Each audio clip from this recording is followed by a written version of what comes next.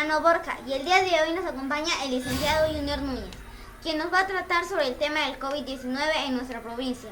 Y en esta entrevista que hemos preparado y que nos ha conseguido en exclusiva, en el que por lo cual tenemos que agradecer a nuestro licenciado, que dentro de una agenda muy ajetreada, como ustedes comprenderán, sin duda creo que todo el esfuerzo que hemos invertido para lograr esta conversación ha valido la pena. Bueno, en principio agradecerle por su tiempo.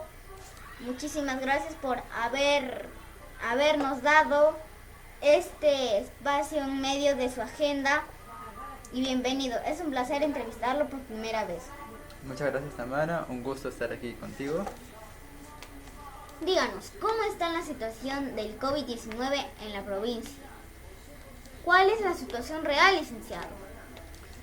Bueno, realmente todavía preocupante, pues como sabemos, las cifras a nivel nacional ya nos datan aproximadamente de 350.000 casos positivos en todo el territorio nacional.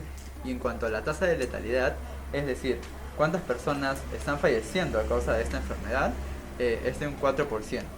Si trasladamos estos datos a la región Lima, ya estamos bordeando 13.000 casos positivos.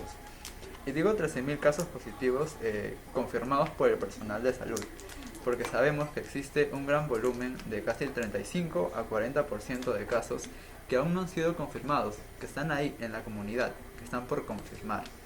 Y luego también algo muy preocupante es nuestra tasa de letalidad como región, como provincia, que es de un 6%, tasa que supera el promedio del país, que como les mencioné es de un 4%.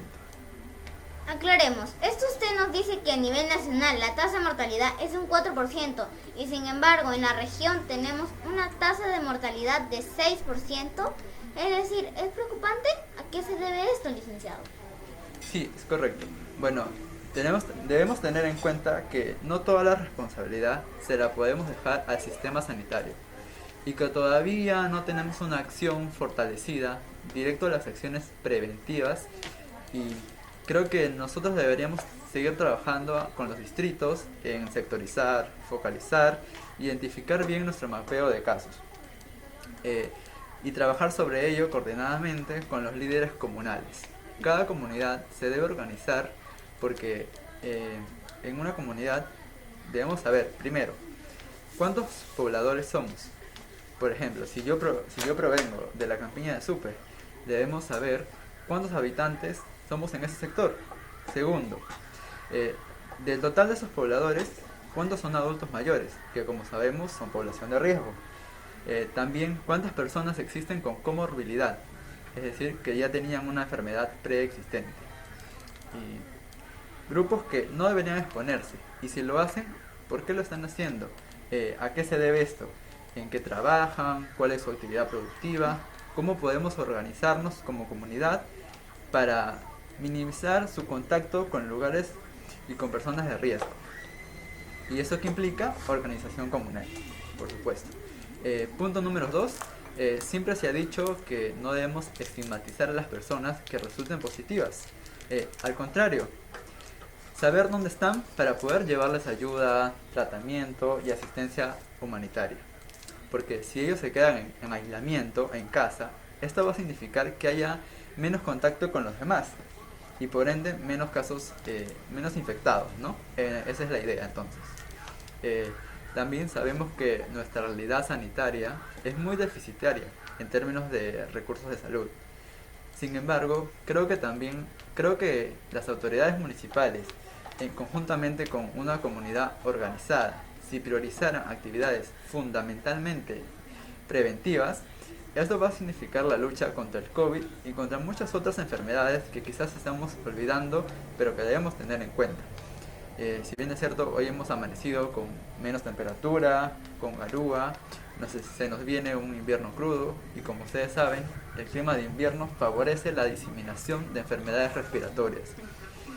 Y sí, pues una de ellas es el COVID, pero también existen otras más que no debemos dejar de lado, de tal manera que nuestra curva de casos vaya disminuyendo. Y prepararnos para eso, para mitigar sus efectos. Sí, claro, exactamente, para mitigar sus efectos. Y eso también es acción comunitaria. Licenciado, ¿cómo se viene trabajando en los últimos días? Sabemos que hay un incremento de casos positivos COVID en el distrito de Supe Pueblo.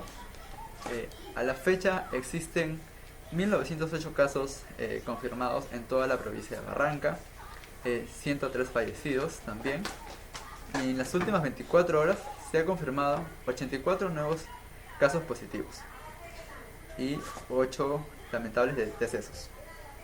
El distrito de Supe Pueblo tiene un total a la fecha, de 298 casos confirmados y 15 fallecidos. Actualmente el hospital de Supe tiene un área COVID con 10 camas, un consultorio y una zona de toma de muestras. ¿Y esas camas, cuántas están ocupadas? Bueno, ya, ese es el problema. El problema es que para COVID, como usted sabe, se requiere de oxígeno.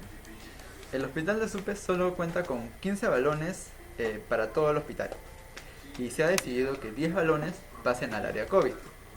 Si en promedio 3 balones se utiliza por una cama, nosotros solo se podría atender a 3 camas. En ocasiones se ha llegado a tener 7 camas con la ayuda de los familiares que han traído sus propios balones de oxígeno y es así. Esto es en cuanto a la cuestión intrahospitalaria. En cuanto a la labor extramural, tenemos equipos de seguimiento clínico y de respuesta rápida. O sea que todos los pacientes que resulten positivos y que no requieran hospitalización, estos equipos se les da asistencia presencial o por vía telefónica. Y de ocurrir alguna emergencia, estos equipos van y ven a los pacientes, ¿no? Eso es lo que se está trabajando diariamente. Muy bien, pues le agradezco el tiempo que nos ha dedicado, licenciado. No sé si usted quisiera agregar algo para el público, alguna reflexión final para este momento tan difícil. Sí, claro, con muchísimo gusto. Bueno, yo creo que teníamos la impresión de que con los avances científicos y tecnológicos que habíamos llegado a dominar a la naturaleza y que la naturaleza estaba a nuestro servicio.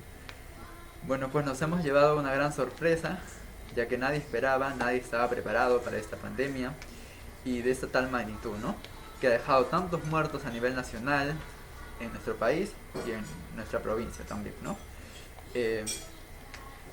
Por último, solo decirle a los pobladores que, si bien es cierto, ya no estamos en una cuarentena obligatoria, debemos mantener todas las medidas que se nos ha ido enseñando a lo largo de todos estos meses, como es el distanciamiento social, ¿no? El lavado de manos continuo. Si usted puede quedarse en casa, hágalo.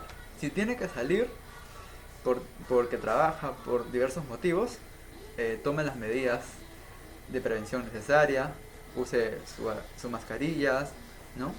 Su alcohol en gel, ¿no? Todas las medidas para evitar que esta enfermedad se siga propagando. Bueno, me despido. Muchas gracias por su atención y muchas gracias por su tiempo, licenciado. Muchas gracias.